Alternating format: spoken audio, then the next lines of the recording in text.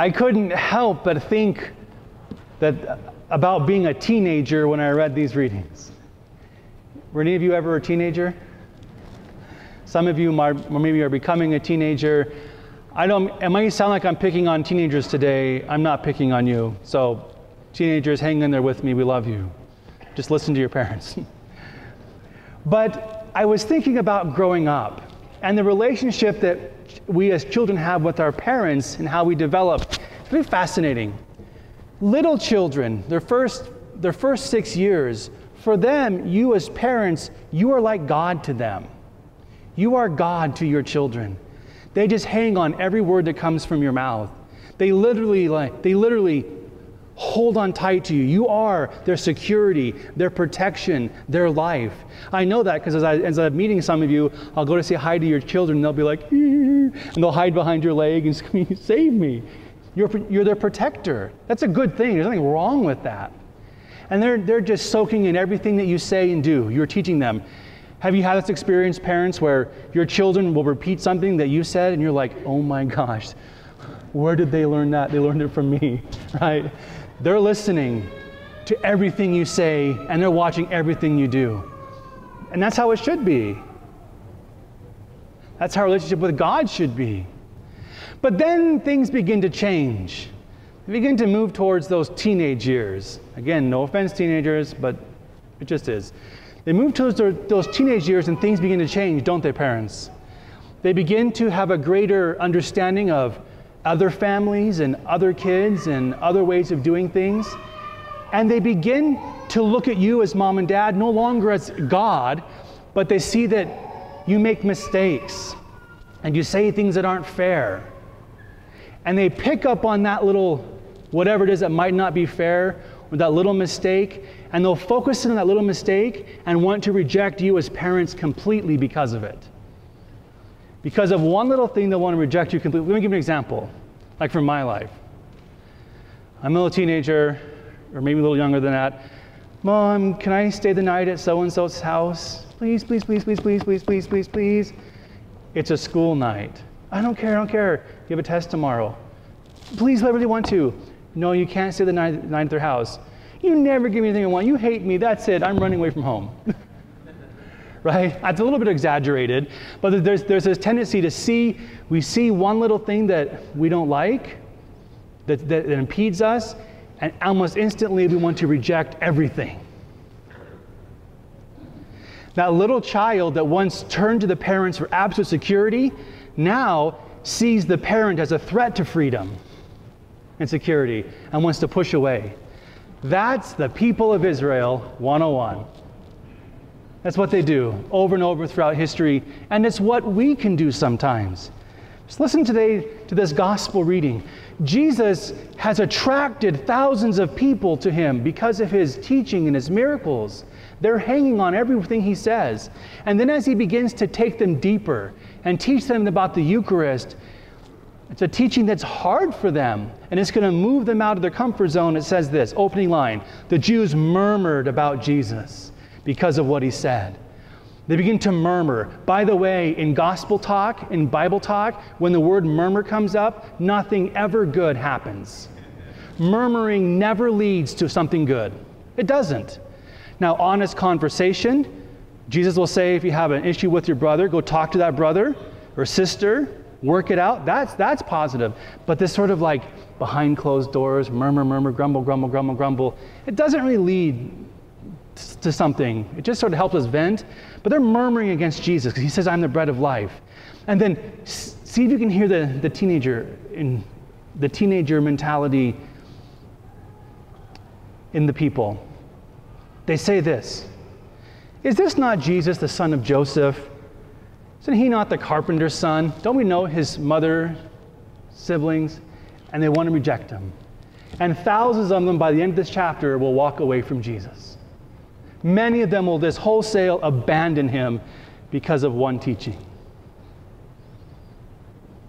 Isn't that amazing?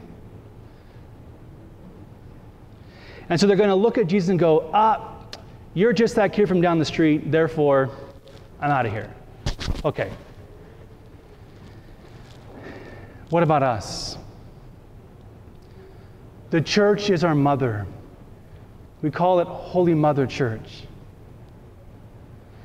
And there is a temptation and a tendency sometimes when a priest or someone in the church does something ridiculous or hurtful or whatever, that's it, I'm out of here.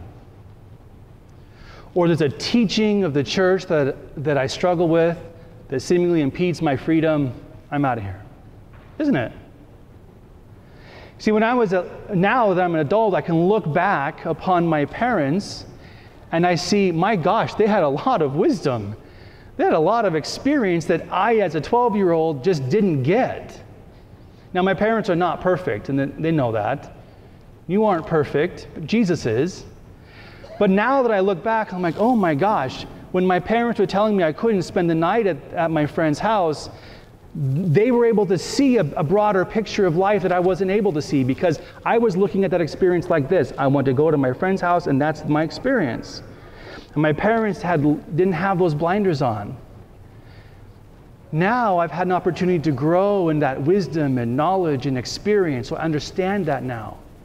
And it can become like that with our faith.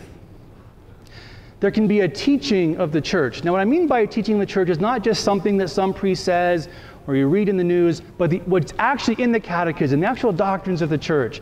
Now, those doctrines of the church come to me, and I'm like, oh man, I want to let go of mom and run away because I don't like it. It's seemingly impeding my freedom. But I can oftentimes look at those teachings like this.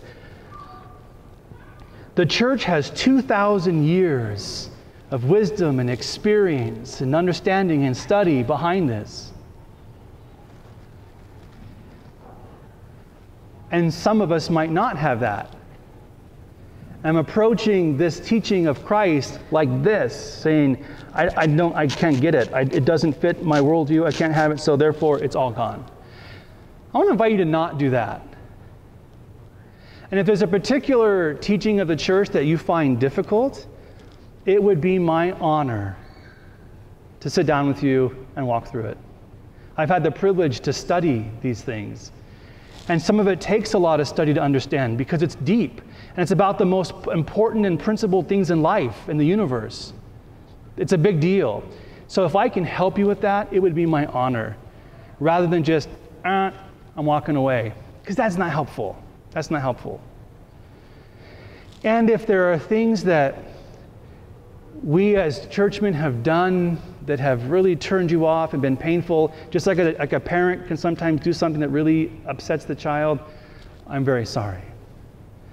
And if I can help work through that too, just like your parents, we as priests aren't perfect either.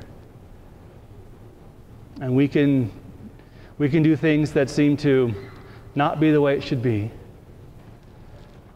And sadly, we as priests and people in the church can do things that will make people want to reject the gospel. And that's sad. As for me, the saddest part, the saddest line in the entire Bible is going to come up in a couple Sundays in the end of John chapter 6, when the people leave Jesus and walk away. I don't want you to leave Jesus. And I don't want you to leave the church. So if I can help you, I will. And part of that might be helping you to take on a new perspective and to break down some of the blinders. St. Paul tells us, he says, when I was a child, I used to think like a child and act like a child and reason like a child. But now I'm an adult. And so I think like an adult and I have to reason like an adult and act like an adult. So he says, now I want to ask you as Christians, put on the mind of Christ and come into the full stature of Christ. That's our goal, is coming into that full stature where we can let the blinders down and then have that mature, healthy, unfettered relationship with God and His church. That's my hope for you. So God bless you in that. And again, if I can be a help to you, it would be my honor. Let's be full grown-ups in the faith. And Mother Church is here because she loves us and holds the truth of Christ